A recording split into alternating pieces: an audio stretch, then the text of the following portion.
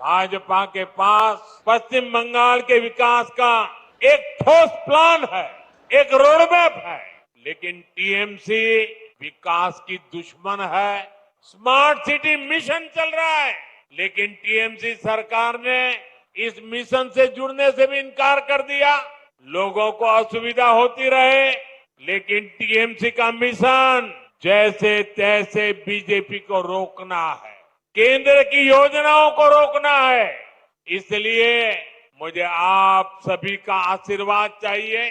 आप यहां भी भाजपा को एक बार अवसर देकर देखिए।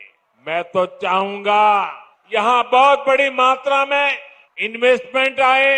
ये तभी होगा जब यहां कानून का राज आएगा, जब यहां भ्रष्टाचार पर लगाम लगेगी और जब बंगाल में डबल इंजन की भाजपा सरकार होगी।